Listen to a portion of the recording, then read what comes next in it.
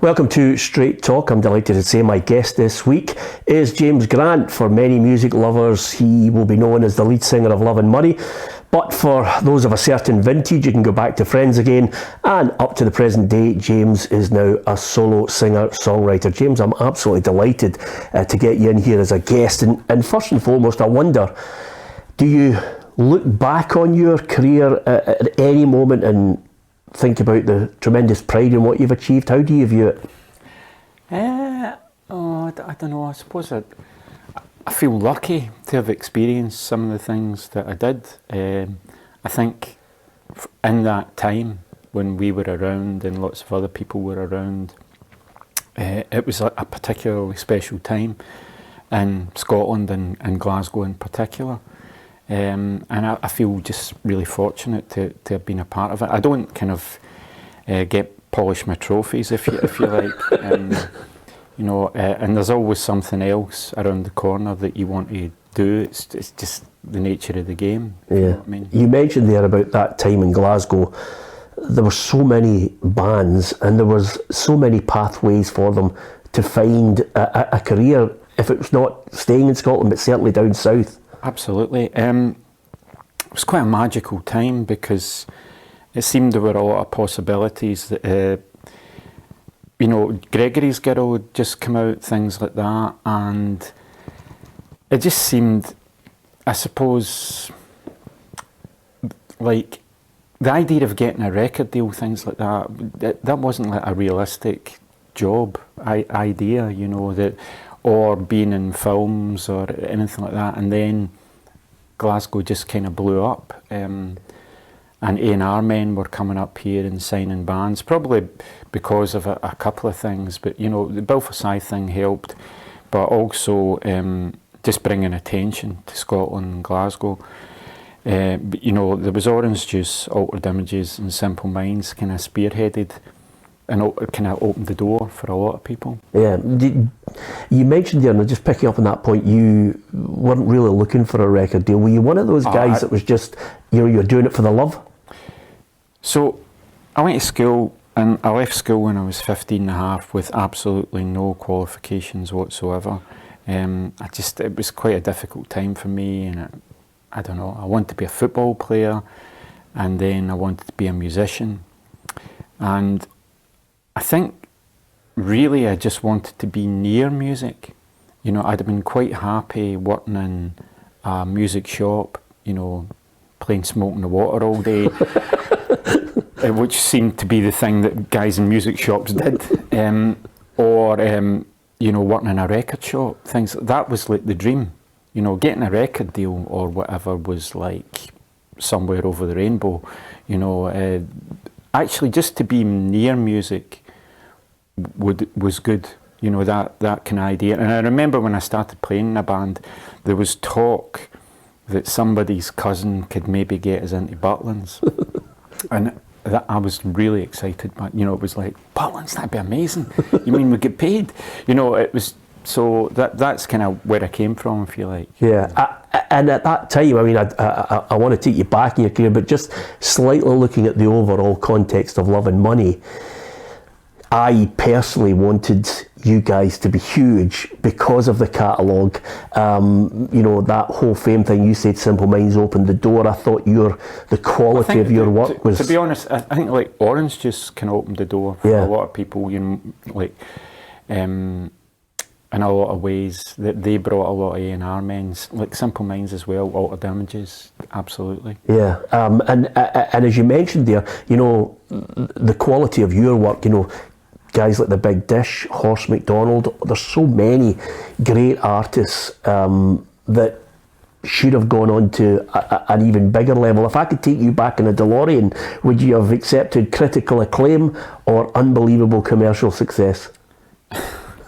I think, I don't know, I suppose a bit of both would have been nice. I have to say, I don't feel hard done by. I'm lucky, I had the experiences I did. Also, success, I think at that kind of level brings with it other pressures. I think it can make people very insular and sometimes very cynical. In my experience, I don't know, it would always be nice to have made more money or whatever, but I think to kind of maintain a modicum of sanity at the end of it has been good, and that's my greatest achievement. Did you change? Can you see, what was the most radical change as the young James Grant, you know, and the singer-songwriter, to where you find yourself now? To be honest, Peter, I think I'm not everything isn't planned. Do you know what I mean? Like getting a record deal, all that, getting publishing deals, you just start doing it. I just wanted to be a guy in a band. I was quite happy with that, you know, playing guitar. And then I started singing. That was kind of an accident as well. And at the time, after Friends Again, people were sort of saying, "You're a really good singer," and I was like, "Am I?" And I remember I was talking to you about having vinyl in my loft earlier on. I have old diaries in my loft, and I found a diary from around about the time I was in Friends Again, and I was basically saying, "Yeah, I'm going to write some songs myself." You know, like I had one or two, and I was like, "Yeah, I'm going to write an album of songs myself." And it just seemed like it was no bother. And when Friends Again split up, I really just thought, I'll just go and get a record deal. And it might sound really arrogant now, but there just wasn't any doubt in my mind that I would do it. You know, I wrote 4 songs, we demoed them up, and then our A&R man said, "If you can write another 4 like that, you've got a deal." And I was like, "Yeah, no bother, you know." Next week okay for you? You know, nothing was a problem, you know, and you're like, whatever, 20 years old, you know, and the world's your oyster. So it was a brilliant time, you know, but it really was no bother, you know. Did you hanker when you were, you know, when I see the old videos of you and Friends Again, and, you know, and it's you're on the guitar, did you at that point say to yourself, well, you know, as you mentioned there, I'll go along with this, but there's something else along the way, or, you know, because you're not the lead singer, you're not that main focus of attention? No, I was quite happy being a guitarist, but I guess after a couple of years, I don't know, just internal stuff maybe takes its toll. Also, what happened was, friends of mine were making a record, they're called Hipsway, my pals, and I ended up singing, I was like kind of helping them to get a record deal, and I ended up singing backing vocals, and the reaction to me kind of singing really took me by surprise, and it was like, you know, you could do this, and I thought, okay, so I kind of fell into it, if you know what I mean. It wasn't really a plan, it just sort of happened. Another thing that I found hugely inspirational was in Friends Again, Chris seemed to just be able to write off the cuff. You know, we'd go into the studio and he would just seemingly pull songs out the air, or lyrics, and I thought, I really want to be able to do that. So like keeping a diary, things like that, writing constantly. I suppose I was quite competitive, but I wanted to be able to get to that stage, and I did, you know, but I had to work at it. Yeah, where did you draw on your inspiration? Was it from that point of view then, you're young, you're 20, are you looking at your upbringing in Castlemilk? Is it all that type of the surroundings of what you've lived in? I think everything plays into it, but like most people, I think love is the thing that that's where you draw your inspiration from. You start writing about it, and you I don't know. There's endless possibilities within that kind of matrix of writing about something so monumental. What was the prominent music in your house when you were growing up? So my mum and dad my mum was married before, so my brothers and sisters, they kind of took all the music with them. And they had 3 albums, the best of the Black and White Minstrels, the best of Al Jolson, and the best of Johnny Mathis. So you could have said they were really into like black music, but technically that wouldn't be true. But that was it. Yeah. And we didn't really have a record player, so there wasn't really much music. But then when I got into music, you know, through Top of the Pops and things like that, my mum bought me a record player, and the first record I ever bought was Come On Feel the Noise. And I loved like Slade and Mud and Sweet, Rubettes, Susie Quattro, all that, you know, and then just kind of got mad for it. Yeah, and did that kind of I mean, Noddy Holder, Slade had such a brilliant catalogue of music. That type of thing, that melody, the way that they were structuring songs, was that something you were into, or was it just, again, going along with the flow?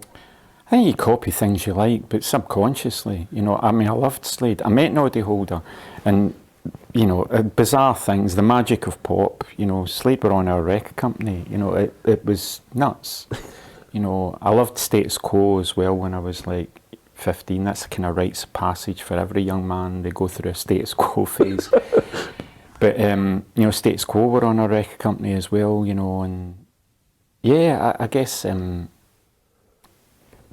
Noddy Holder and Lemmy came to see Friends Again.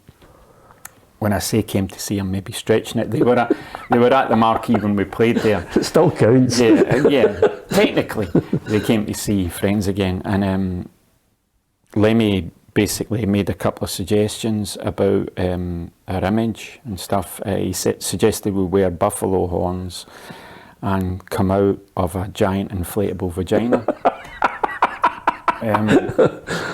It's something I've always wanted to do, but I've never been able to get a hold of one. You know? if you do that in the current tour, the place will go mental. But, I'm sure they will. But there's always a few health and safety issues as well with things like that. Yeah, I'm wondering. You're 20 years of age. You know, the 80s. There's new wave, but there's also a group of artists who reflect the politics of the time, and you know, I wonder if politics and religion came into your thoughts, or was it all, you know, some people say, oh, the songs that Love and Money and started to write in James's love or sex and death? I think love and sex and death probably are the root of it, but politics played into it. Everything plays into it, Peter. Yeah. You know, everything, life in general. You know, you'll see something and it will register itself subconsciously. There wasn't a conscious decision to make political statements. I was always you know, grew up in Castlemilk. No, I was like, my family were always, although there was this thing in the 70s as well. You didn't tell your kid who you voted for, but it was pretty obvious. Yeah. You know, we were Labour Party voters and stuff, and they were always on the left. You know, but so that was the case with me as well. And I think most bands, generally speaking, there aren't a lot of right wing. Pop music bands, and there's none in my collection. Oh, you know what I mean? It's like there's a handful in existence. It doesn't really lend itself, but I think there was certain. I didn't feel the need to write about it in music, but it probably crept in there in bits and pieces. Religion. It would be more, not religion as such as the idea of there being a God. You would maybe write about something like that, again, in a very broad, maybe vague sense. Yeah. You know. I mean, I have a song called Winter, and it's kind of about, maybe, you're never really completely sure what some songs are about, but I think maybe it was, I was brought up a Catholic. It's kind of like trying to replace that sort of idea of God in your mind, or trying to reconnect with God. The song's probably about that to some degree. Yeah. Do you ever wrestle with that as you go on in life? Absolutely, constantly. Usually on Sundays, I find like me worrying about the state of my soul, if and actually have one. Yeah, so I do wrestle with it quite a lot. I think old Catholics do. Yeah, absolutely. It's that prominent guilt on the shoulder that never leaves. Absolutely, absolutely. You know, I'm kind of grateful for it in some ways, but the guilt thing, yeah. Yes. You mentioned there about the bands that were around at that time. You also touched on, you know, likes of Slade, Status Quo. Is there a particular group or song that you never tire of hearing from that period? You know, I know you're going along with your own flow and you've got your own path. Was there a group that you thought, I can listen to them then, no problem, can listen to it now, and there's a song that just, for me, always nails it? My band was always the Stones. That was the one that really got me, you know, and there are certain songs that they do.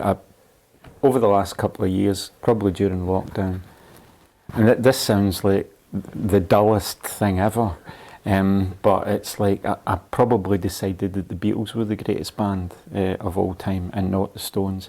Still wrestling with that as well, because sometimes, but yeah, there are certain like Stones songs that really do it for me. Like Can't Always Get What You Want. I think there's a song called No Expectations. You know, it's Sympathy for the Devil, but as for the Beatles, it's just extraordinary. You know, just truly extraordinary what they created. Yeah. It's breathtaking and genius. And it seemed that everybody is in their wake. Everybody in musical history since then is in the wake of the Beatles. They're so far ahead of the curve in every respect. It's utterly extraordinary. And can I press you on that then? If Paul McCartney, Lennon, and you know, George Harrison and Ringo Starr to a lesser extent, but songwriting, is there a song that James Grant listens to and thinks, God, I wish I'd written that? I think Eleanor Rigby's really phenomenal. But even what they did with the recording of it, there are things when you're listening to it. It wasn't that long since things were mono, but you know, when you listen to it in earphones, it's kind of like the way that vocals and things like that are placed within it. Every aspect of it is just genius. Yeah. And the way that it paints a picture, the whole song. And it's about 2.5 minutes long, and there's worlds within it. Yeah. You know. Just before we talk about love and money, were you any good at football? You know, I was in Tesco a couple of years ago, and this guy came up to me and said, "You're James Grant." And I was like, "Aye," and he said, "Heard you were a decent player." And it's like, honestly, I was like, "Do you want to come into my house?" You know, no, it's like if he'd said, "You're a great songwriter" or whatever, I'm a massive fan. I was like, I heard I was a decent player. Brilliant. Let's talk some more. Yeah, I was kind of really exceptional. A bit of a Ted McMinn, exceptional 1 game in 20. You know, I was like the best player in the world. The other 19, no so good. Yeah, well, to be fair, I knew Ted and he could beat 5 players and then all of a sudden he'd trip over a turf of grass. The stand. Exactly. Yeah, I think I was a bit the same, you know. And they say you should never meet your heroes. Your hero's Kenny Dalglish. Have you ever had the chance to meet him? I've never met Kenny Dalglish. I don't know that. I think Henrik might have surpassed Kenny. I loved Kenny Dalglish. I still loved Kenny Dalglish with Liverpool. I think there's a thing. Some Celtic supporters hate it when a player leaves, and you know it's like that's him finished. You know, actually, I wanted Kenny to do really, really well, and like I wanted Henrik to do well, so that people could see how good he was. You know, when Henrik went to Barcelona and then they won the European Cup and all that, people could then, you know, it was inarguable. Yeah, he was world class, and I loved the same thing with Kenny. You know, Kenny was, well, I mean, as legendary. You know, I think they won European Footballer of the Year. I think he was one of the few. He was silver. Right, okay. Yeah, Ballon d'Or. Should have won it. Should have won it. Do you know who beat him? Who? Platini. Well, probably fair enough. But I guess you know what I'm saying. It's sort of for us, and it's like just being Scottish and all that, and Kenny scoring goals in European Cup finals and stuff. You were like, that's Kenny. Do you think it's a you Scottish lived in thing? Kings Park. Yeah. I think you identify with that. You lived down the road. Jock Stein lived down the road in Kings Park as well. It wasn't like they had these illustrious big houses or anything like that. They were just down the road. Yeah. You know, and a better house than like ours, but you know, not untouchable. Yeah, I wonder if it's a Scottish thing, because it goes back to what I was saying earlier. You know, you get into music and you get into Scottish bands and you want them to do well, and you think, oh, Love and Money, I want them to go onto another stratosphere. I want Big Dish to do that. I want Hipsway to do that. You know, Horse. I think you do want Scottish folk to do. I mean, we're pretty self-deprecating as a nation. With good reason. Yeah, I have to say, you've got that down to a T though. Your act is at that show. I sat there at your show in Hamilton with the string quartet, and I looked and I thought, you know who you reminded me of? I paid £500 to go and see Billy Joel at Madison Square Garden. Well, that's really kind. And he actually was so brilliant because he didn't take himself seriously. He said, I'm going to play you a song for the album. It wasn't a hit. No, I don't. I'm not down on myself. I just, part of it is like, you just try to be funny. Yeah. And I kind of way and kind of be chilled out, and I don't know, I'm just trying to be myself. You know, I think the worst thing you could ever be was arrogant. You know, my dad or whatever would have shut me down. Any kind of, like, even self-confidence was seen as a very, very bad thing. Yeah. You had to be really humble all the time. And does that stay in your DNA? I think it does. I mean, there was a kind of, I think arrogance was quite fashionable in the 80s, and I think there was a brief period when I tried it on, but I think it was a jacket that didn't fit. I kind of went back to being myself. Yeah. Let me take you to the first album, because you know, when I look and I say to myself, okay, some bands, when they get that record deal, it's almost as if their entire heart and soul is in that album, and you know, they go, second album, it can be a problem, you know, and then sometimes bands just fade away. I didn't see that with you. The first album, All You Need Is, it was a great album, but did you like it? Not especially. I don't. Just to explain, at the time, the songs I got signed on weren't of a particular ilk, but at the time I was really into dance music, and there was a bit of a dichotomy. We recorded a song called Candy Bar Express, which kind of became a wee bit of an albatross around my neck to a degree, in that we were torn between one thing and another. It seems bitty, the first album, there isn't a kind of defined sound, because we were still finding our feet in that respect. I don't, you know, there are songs on it that I like, and there are songs that I kind of just wrote. Yeah, fillers? And well, no fillers, but I just, at the time I wouldn't have thought they were fillers. I was just kind of carried along with the vibe. But when you look back and you sort of think, well, I wrote that when I was 20, whatever, you know, it kind of shows, you know. I was talking to someone about this last week who was talking about a song on the record, and I'm like, I'm not mad for it, but you know, it's nice that you like it or whatever, but it's just that kind of thing. There'll be things you've done when you were 20 and you're like, oh, you know, in terms of broadcasting or whatever, when you're younger, you know, you're like, it'll be a bit cringy. That's kind of the way I feel about it. Yeah. Would you have mixed Candy Bar Express differently then, as you look back at it? You know, Candy Bar Express probably got, I don't know, I like Candy Bar Express. There's a wee bit of Clash feel about it at times. I don't know. I mean, it was all really tongue-in-cheek. Yeah. And you can hear that in the lyrics. Everything was, it was kind of like a reaction to other things that were happening at the time as well. And it just kind of blew up. Yeah. It was meant to be a song on a independent dance label in Glasgow, but the record company heard it and they were like, "That's amazing. Why don't you go and work with Andy Taylor from Duran?" And it was like, "Why don't you, you fancy going to London, New York, all that?" You're like, "Ah." Well, actually, I have to say, initially I was like, I don't really fancy it. But then the guy who was ran the dance label, who was just a pal at the sub club, Graham Wilson, he was like, "You'd be off your fucking head if you didn't Absolutely. do this." I know. Like, really, why don't... I just thought, why not? And Andy Taylor, of course. Yeah, I mean... How did you react to it when you eventually got, "Here's the mix"? Well, we were there. It wasn't like... Yeah, I think he did a really good job. He was an odd person, and it was kind of funny at that sort of time.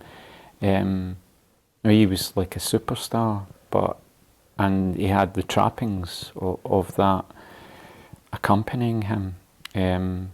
But he did a good job for us. I mean, again, so there's a song on that album called Cheeseburger, and again, it's very tongue-in-cheek, but our A&R man said, "Listen, you could go to LA and record with Andy Taylor if you write a song over the weekend," type of thing. And it was like, and I just thought it was like writing, so that's why it's called Cheeseburger, and it was just we just put it together over a weekend, and I still quite like it in a sense, but it's not writing in the way that I've come to write. I'm kind of still perversely sort of proud of it, and it was a brilliant experience. We went over to LA, did it, and not many people get Tom Dowd to get on the album. No, again, we met a few folk. Tom he'd worked with Aretha Franklin, Rod Stewart, Eric Clapton, to name but a few. He was really a brilliant guy, very professorial. And I think one of the things I really liked about Tom was I kind of thought, well, he'd work with Rod and he'd work with Eric Clapton, we'll get some brilliant stories. But he didn't spill the beans on people, and I kind of really respect that. It was like, what happened? Did he change? Did he open your eyes and the doors in your musical sphere to production? How he was putting, what he was asking you to do? Was that a learning curve for you? To be honest, not really. He was very meticulous, but he was really always very flattering about me, and I don't know. I think at the time and all that, it was a really good experience. I don't know that it worked especially. Yeah. But and the learning curve kind of goes on, but learning how to make records in the first place and how other people make records in the first place, even in Friends again, again, there's that thing where, as a guitarist and all that, I thought I was all right, but I wasn't sure. Yeah. And then when you get in, you work with people and they're like, "You're really good." I was like, "Am I? Brilliant." And then you kind of go with that to a degree, and I was still dealing with that and Love and Money, and then there comes a time, probably in that first album, when you think you can do anything. You're sort of like, I've got this, but I'm not really sure that I had. Yeah. When you when you go from album number one, and of course the music business is very much a, come on, you've got to come up with hits, and you're, certainly from listening to you, you're saying, well, Candy Bar Express takes us down another way where this is not really where Love and Money is and where probably you are. Do you embark on the second album and start to feel this is where you want to be? I wanted to make a more unified body of work. The second album we made, I think, still hangs together really well as a record. But how that all came about, all that. There wasn't. I didn't really feel pressure at the time. You know, in the sense that I was just writing and kind of doing things as normal, and it wasn't like a struggle to do any of it. Again, I talk about diaries a lot, but when I look back, it's incredible how busy you were. Yeah. You know, you were flying somewhere, doing, you know, you were just always doing some gig in the studio somewhere, flying somewhere to do an interview, whatever, promo stuff. So, you know, 1 year, round about that, like after we did Strange Kind of Love, we toured for 8 months. You know, it's just mental. Yeah. But was it difficult to keep yourself in the foundations of the way you were growing up, or did you get affected by it? I'm sure I had my moments, but like I think for the most part, yeah, you know, I tried to be true to myself. I can't guarantee that. I can guarantee that I didn't. I mean, like I say, I probably had my moments where I was a dick, but I think for the most part I was all right. Yeah, and with that in mind, I've watched previous interviews where Strange Kind of Love, for me, is a great album, but suddenly you seem to get pissed off when people try to pigeonhole you into this is the category, this is what he sounds like, this is what he is. I think that's like a thing with artists though, isn't it? You always want to feel that you're evolving to some kind of degree, or that you haven't found your zenith. You know, it's a good body of work and I'm really proud of that record, but it was torture making it. Yeah. Why? Mainly because when I talk about Tom Dowd being meticulous, you know, Gary Katz, who'd produced Steely Dan, it was a whole new level of fastidiousness. You know, it was like everything was analysed. I can remember getting back after making Strange Kind of Love, and it was like I couldn't make a sandwich without like wondering whether it was the optimum sandwich.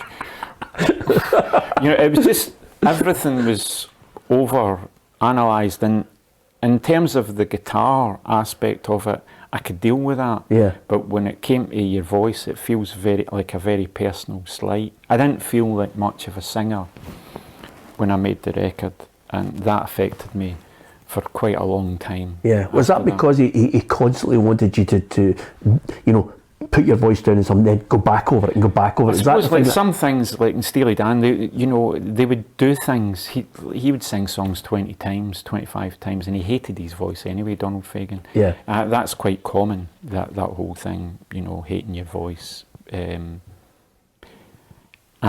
well, yeah. So there would be some songs that I was singing 25, 30 times, and it was like, we did good today. Got a syllable. You know, it was torture. Yeah. You know, and I do remember like talking about being a dick. I think it fucks with your head in the sense that, I mean, Paul and Bobby, who were in the band at the time, were through, and I was like, I can't believe I'm actually saying this now, but I was asking them to leave the room and things like that. Just because I would look through and I'd be singing something for the 25th time and they might be laughing at something and I would be like, no, I can't look at that. Do you know what I mean? It's like, listen, if you guys want to just have a laugh or whatever, go next door. So yeah, it wasn't ideal. There was some songs I would sing 4 or 5 times and that would be it, but just certain things I struggled with. And I think another thing is, like, I remember one day kicking back a bit, and Gary's a brilliant guy and he's still a really close friend. Yeah. You know, I love him to bits, but he was like, what are you gonna do? You know, it's just my opinion. I'm like, right enough. You know, it's like wee geezer from Castlemilk, Steely Dan producer, but I'm trying to fight my corner, but you know, like, well, the reason we're here and we want, you know, you got to trust this guy. Yeah.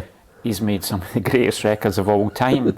You know, I should probably go with it. Did you like his influence on the way the individual records turned out? Because, you know, you're writing at the time you're it's strong. You're talking about, Love Lost. I'm looking at Jocelyn Square, and it just shows you how old we all are. Every one of your records, I always bought them in 12-inch. Because it seemed to me there was a better production on it. It sounded better. 12 inches were brilliant, but the I think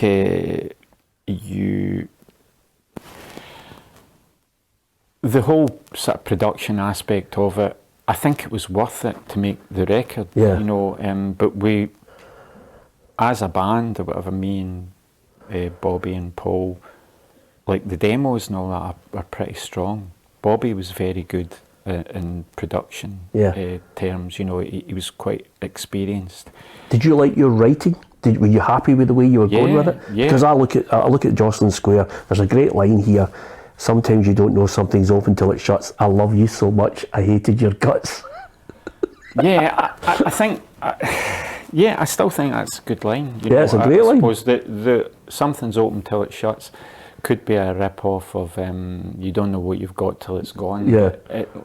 There's another line in Jocelyn Square I think I might have stolen from a Chaplin film. This Pale and Demi Hour was from a film called Monsieur Verdoux that Chaplin made. No, maybe not a lot of people know that, and I don't think it'd be particularly interesting to anybody, but I think that the writings, the lyrics and the writing is of a good quality, a good standard. I still play a lot of those songs. I think they're good. Yeah. Tell me about the pressure then. Did you feel at that point you've got a top producer, you've got really good songs. Did you allow yourself at any point to think, right, we're on the edge of, we're going to take off? No? I kind of felt that. I don't think you do.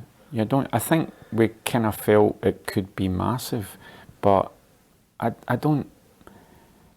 We were all pretty grounded. Yeah. I don't. It is what it is. The one kind of big break we did get that did make a difference was being on Wogan, because 15 million folk watched it. It had an effect, and we were playing to like a couple of hundred folk, maybe 400 or 500, and then it went to a couple of thousand within a month. So there was a tangible thing, and that was brilliant. Yeah. Did you feel the pressure from the company, Phonogram? Not especially. I was aware of my own ability, and I had faith in myself. I was trying to be true to myself as well, but I think in terms of the writing and all that, things were getting more esoteric, maybe a bit more left field. And I don't know that they coped particularly well with that. I will say, you were talking about record companies and singles and all that. The record company, I think, in our minds were always the enemy, whether that was the case or not. And they facilitated the fact that we were working with Gary Katz and Tom Dowd and things like that. So they weren't really the enemy, but it's just that was what we kind of grew up with. And Friends Again, you were always, you're like, they don't get us, And there was still an element of that they didn't really understand me or what it was about or whatever. I kind of maintained that probably in my own mind, but the idea of like making albums with 3 or 4 singles on them, this wasn't new. Like Bowie did it, the Stones did it, the Beatles did it, and actually I think that's quite a good template for making records. Album 3 singles. I think great records have been made with that formula. There are some people who break out of it or whatever, do certain things, but I think for the most part that works. And with that in mind, when you look at the second album, you see where you're going and the pathway that you're taking. I look, for example, at Simple Minds, who had Someone Somewhere in the Summertime and the New Gold Dream album, and they had a cult following and a strong following in Scotland. Then all of a sudden they decide to record someone else's song. Was that ever in your mind to do? No, because that was an offer. And it was for a movie. That was. Would you have done that? Absolutely. If I'd liked the song, I would have done it. what's the Simple Minds song? Don't You Forget About Me. It's a good tune. Yeah. You know, and they do a really good version of it. So I loved Simple Minds probably when they weren't so popular. I loved like the one they did with Steve Hillage, Sister Feelings Call, Suns and Fascination. Yeah. It was really ambient. I think I Travel is still a phenomenal record. It still sounds like the future. I think it's a brilliant kind of European disco record. Yeah. I still think it sounds amazing. When they got more like U2, I didn't kind of went off them a bit. Yeah, I like that. Celebrate the American. They were all great songs. I thought New Gold Dream was really good as well, but I think at that kind of time for them, you know, Empires and Dance and all, I thought they were amazing. You know, I still think they're a really good band. Yeah. See, when you get to the third album, Dogs in the Traffic, is that where you think you're at the peak of your powers? In terms of writing, I think the songs are really strong. You know, the songs that I can still relate to and I still play. I don't know if it's at the peak of my powers. I think there were like one or two songs that seemed particularly special, and there were quite a lot of them on that record. Yeah. What's the one or two in your mind that you think particularly special? I think Lips Like Ether and Winter and Whiskey Dream are particularly special. Yeah, I'm glad you mentioned two of them there that are in my top 5 of all time. But the only reason I want to mention it to you is because when you think of people who write songs about love lost, they usually come up with a kind of a line, you know, that maybe has that little rhyme that we can all relate to. I look at Lips Like Ether and it's you slipped into my bloodstream through a severed vein, anaesthetised the pain in the heart of a lead. I mean, for fuck's sake, where the hell did you get that from? I think that it was like the idea that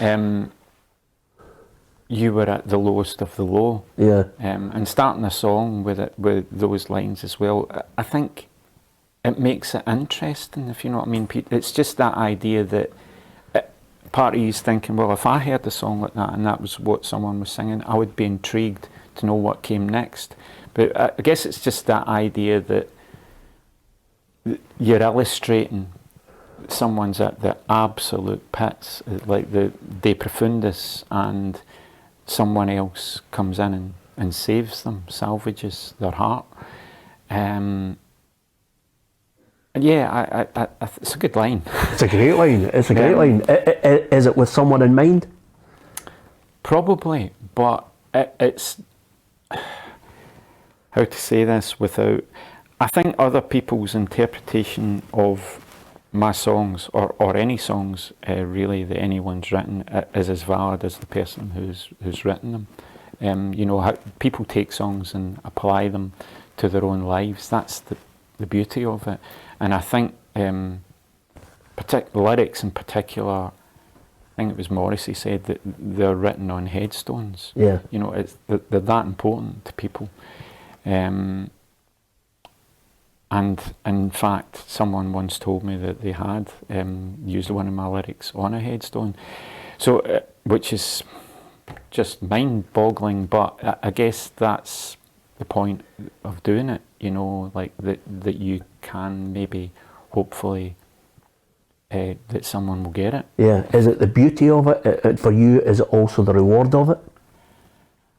I think there's a reward of it within itself. I think when you write a line like that or you make that record and you listen to it, that's reward enough. You know, when you feel like you have expressed yourself as best you can, and as an artist or whatever, then it's still the same. You know, if you write something good, you cast a thankful glance skyward. You know, it's just a fact. Yeah, and if I can press you on this, and it, you know, it might give us an insight into how you view the whole catalogue. Is there one song where you think it's as close to the perfection that some people strive, or do you never get to that point? I'm not sure that you ever do. I mean, there's a song I've written at the moment that I'm really fond of because there isn't really anything else I've written like it, called "What Do We See When We Look at the Stars."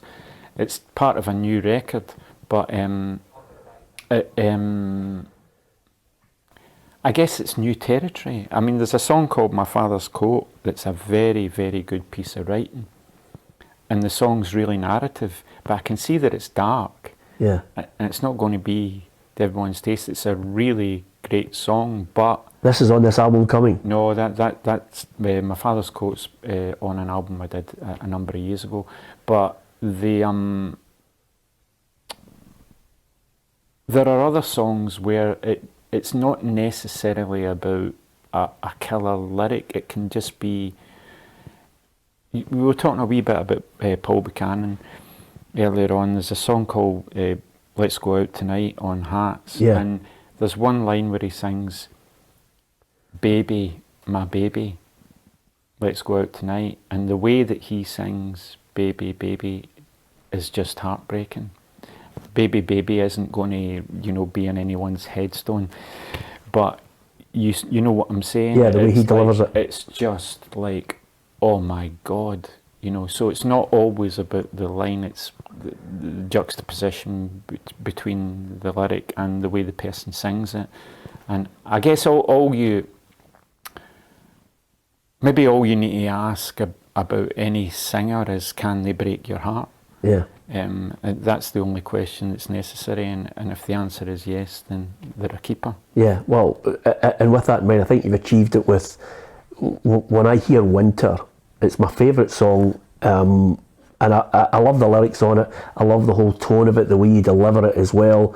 And again, if you're the only star in countless constellations, won't you shine on the debris of my situation? It's just, just magical, Is that you mentioned that as one of the strong songs? Yeah, I suppose everybody kind of knew that was like a really good song, but I'm not really absolutely sure what it's about, in the sense that it was more trying to create a kind of atmosphere of something. I spoke earlier on about maybe that kind of spiritual dearth or something. There's a bit of that, there's a bit of other things as well, but it just kind of fell out me. And sometimes when things like that happen, you don't question it too much. But I know that we started playing it. A thing I would say, we kind of knew it was a big song, but we demoed that song maybe 4 or 5 times. We couldn't find a way. Although it seems like a really simple song, it took us a long time to get to the eventual, finished article. Yeah. Cover versions? Is there songs that you've got in your mind that you think, I would maybe have liked to have attacked that in a James Grant style? There are a couple of songs. I mean, I'll do cover versions. I love. I'll do Starman, Ziggy, things like that. I mean, I love Bowie, and I adore those songs.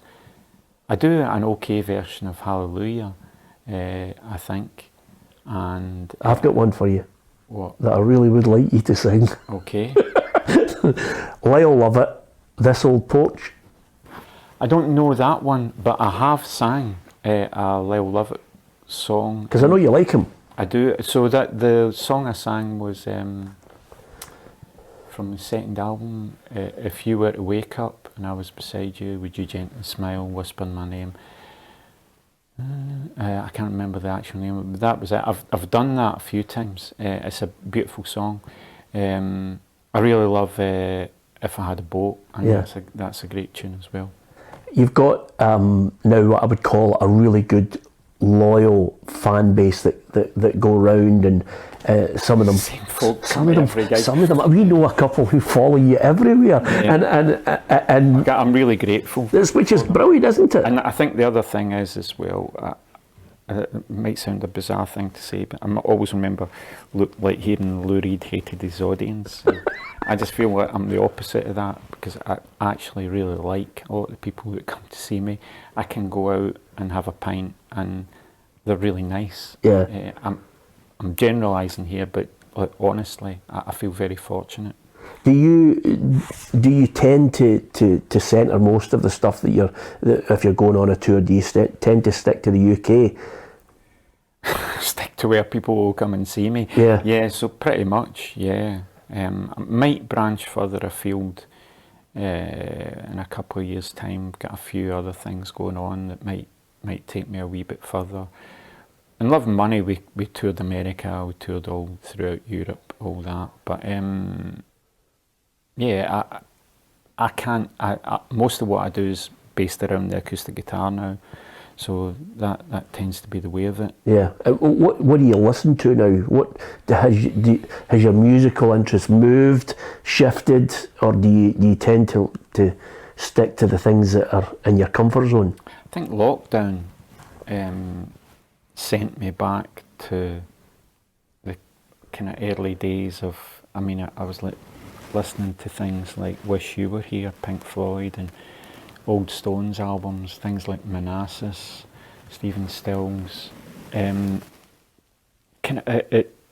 think subconsciously, and I know it was the same for a lot of people, I found reading very difficult during that particular time, but it's like maybe looking for a safe space within your head, you know, and like kind of reverting to that when I was 15 and a half, 16, like those tunes again, which I really enjoyed. I would just sit there with an IPA listening to music, the wee small hours, and it's still a beautiful thing.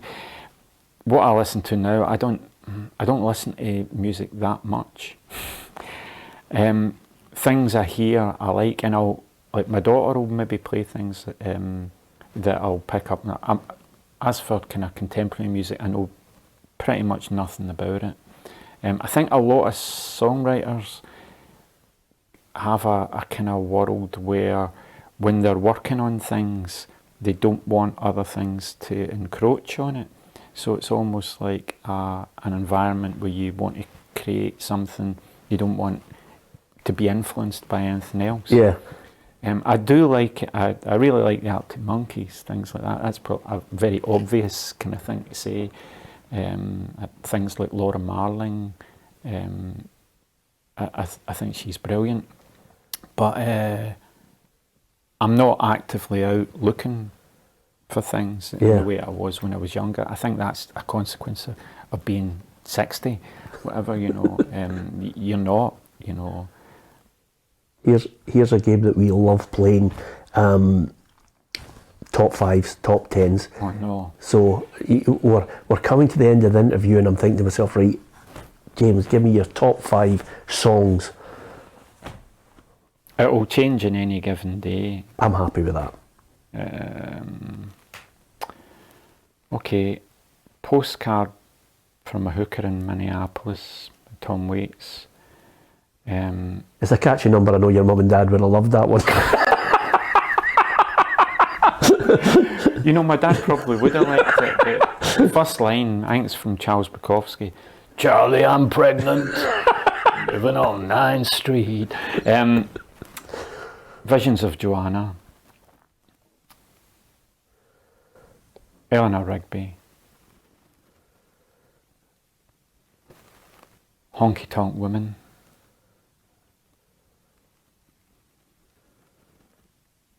And Golden Years. Not a bad 5. It's not a bad 5, even if it changes next week. Who cares? It'll change in the next hour. But yeah, they're all songs that mean something to me and that I love. You know, Golden Years isn't Bowie's greatest song, but there's just something about it. Yeah. Just the minute I hear it, I just think, absolutely love that. Yeah. And with your own catalogue, as we look back on it, we've chatted about the albums, and of course I haven't even had time to chat about all your solo stuff as well, which that body of work I think should have been to a bigger audience.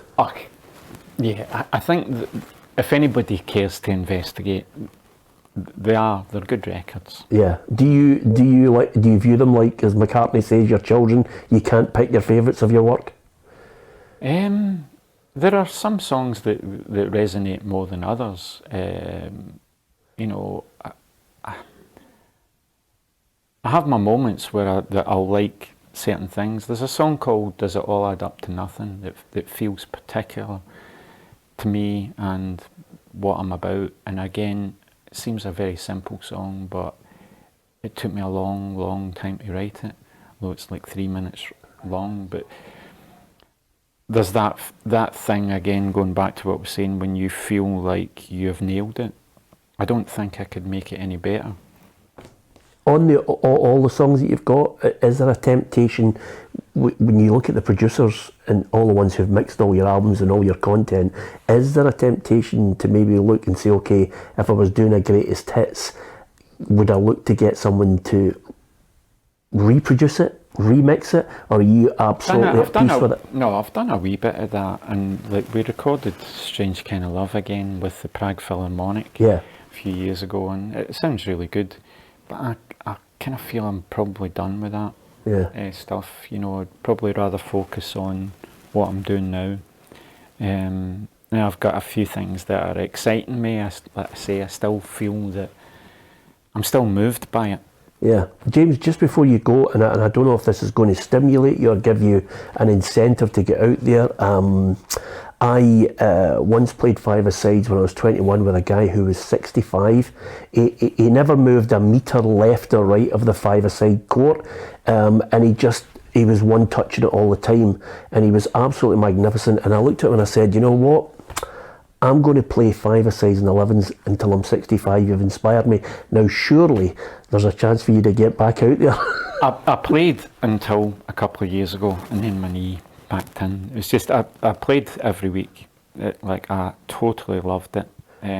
But my doctor was like, you like the walking, don't you? I'm like, yeah. And he's like, maybe sack the football then. Right. You know, because it was like walking or football. And yeah, I really, really miss it. Not just like for the football, but the crack and all that. It's a brilliant thing, fives. I used to play every Saturday, and it was like a bunch of guys. I don't know how we got together, but nobody really knew what anybody else did. We just ended up playing together. And I know a lot of folk, it's the same kind of thing. It's just a bunch of guys that like playing football. And that's just it's a beautiful thing. Yeah, absolutely. Well, whatever you do, don't sack the music. I've thoroughly enjoyed it. Oh, thank you, James, Peter. Thanks for your time. Thank you. Top man.